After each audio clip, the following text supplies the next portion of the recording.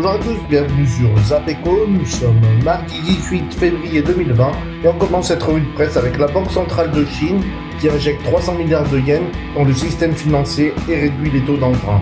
Jusqu'à présent, le gouvernement chinois a pris plusieurs mesures pour contenir les retombées économiques de l'épidémie du coronavirus, notamment des baisses de taux d'intérêt et des injections financières d'une valeur de milliards de yens.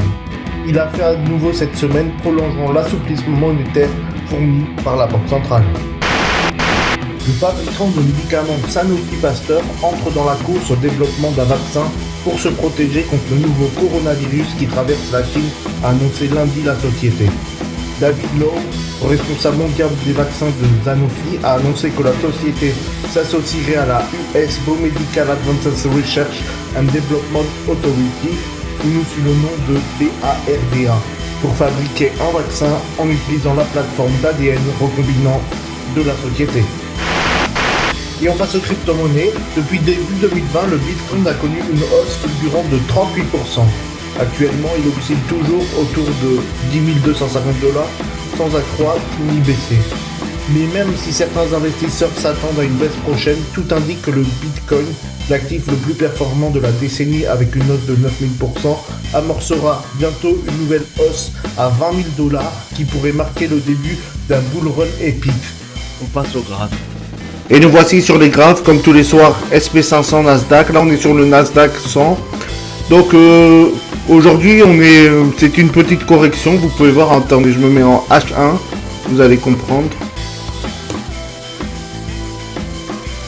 Attention, tac. H1, voilà. Là, on a corrigé. Boum, on repart. Est-ce qu'on va repartir vers la hausse ou pas? Normalement, on fait gaffe aux oscillateurs. Regardez bien le stochastique, mais bon, moi je me base par rapport au RSI, on est à 48, donc j'attends que ça remonte un peu. Je pense que c'est juste une petite correction. En plus, demain c'est une grosse journée. Regardez, aujourd'hui en fait on a baissé et boum, et ça repart tout de suite vers le haut. Donc je pense que c'était juste un pullback et là on va repartir. Et on peut constater ça sur le SP500, c'est la même chose. Bon, c'est normal avec une montée aussi grande. Voilà, pullback ici et boum. Je pense qu'on va repartir à la hausse sans aucun souci. Peut-être qu'il y aura encore un jour négatif demain, mais bon.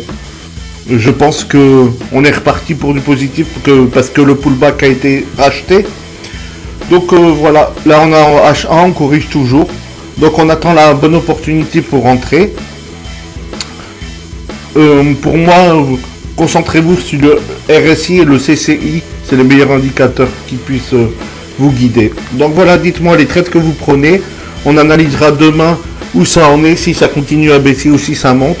Mais les marchés restent largement positifs tant qu'on casse pas cette ligne rouge là que vous voyez. Donc voilà, je vous dis à demain pour d'autres vidéos. Ciao.